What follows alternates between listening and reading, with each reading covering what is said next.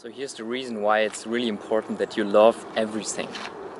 And by that I don't mean that you love everything to the point that you don't do anything about anything that you think is bad in the world anymore. That you don't strive to improve maybe your life or other people's life.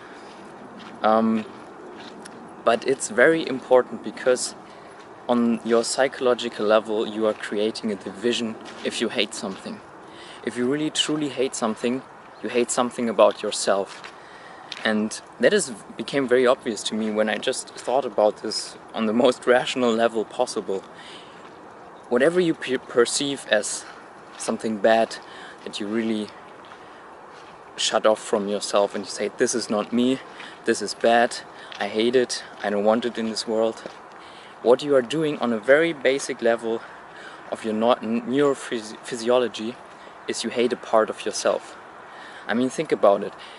This thing you perceive in the world is represented in yourself, in your mind, as some kind of network of neurons, of whatever biological mechanism is behind this perception in yourself. And then in another part of your mind you create this thought that you hate this other thing, which is actually a representation of it in your own mind. And so you have this network in your mind that's like thinking part of it is good, is itself, and another part of itself is not it, and it hates that. And so you hate a part of yourself whenever you hate something out there in the world. And this is very, very important. This is the most basic. If you understand this, your experience of life will be so much better.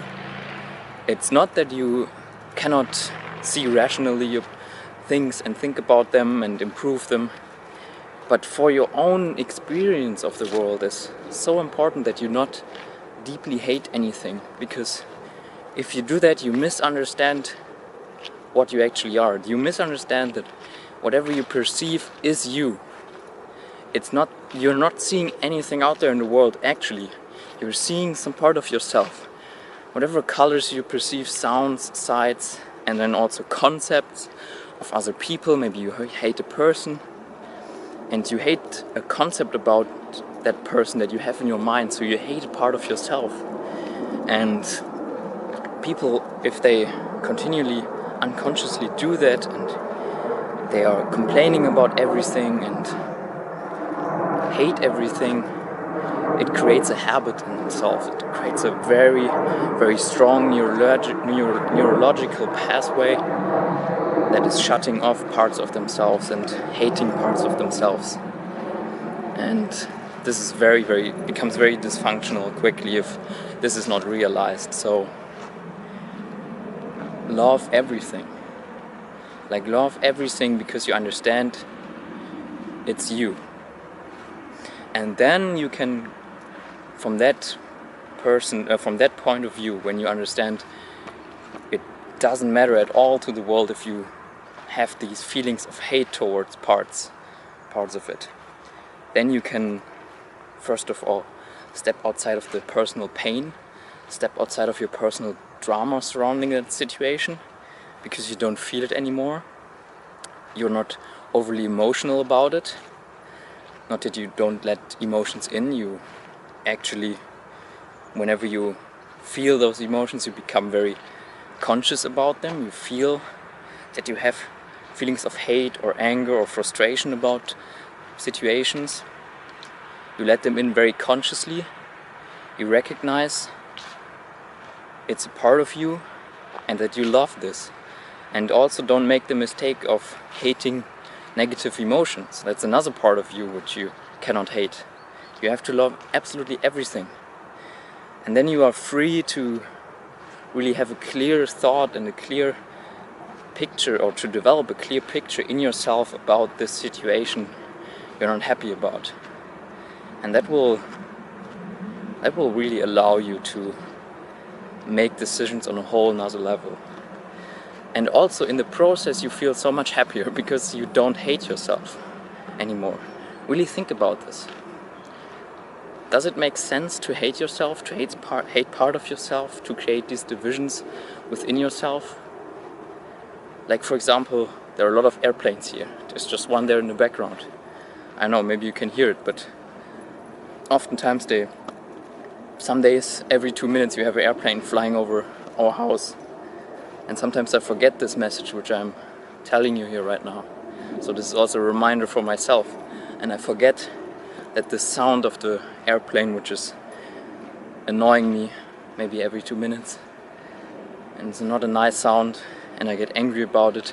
And all this is only because I forget that it's me, and that it's important for me to love this aspect as well. And I mean, there's no point in me hating or feeling frustrated about the noise. It only makes me feel bad and have no impact on the world, so it doesn't help the world at all. I mean, it can move me towards doing something about it, but as in this example, our abilities to do something about it might be very limited, other than telling people not to take a 1 week vacation to New York or whatever, flying around the world, but still then the noise won't stop. And so I hope you got this message. Don't create divisions in yourself. It only hurts you in the long run. To grow your consciousness your ability to grow your consciousness will be hindered because you bump into all these things which you supposedly hate about the world and cannot integrate into your understanding and consciousness. So loving everything is the first step to growing your consciousness, because when you get into this habit of whatever arises, love that. Some of you may know this book as well. Then it becomes magical almost. Your life becomes the meditation. You're so in the moment, you really have an easy time to be present all day, and you build these habits over time that really improve your life and improve the life around the people's life around you. And so that's my tip for you for today. I'm thinking if there's any more to it, I don't know. Maybe you can let me know in the comments down below if there's more to this topic. If you have some recommendations, maybe some other topics you want to know something about in this regard, give the video a thumbs up.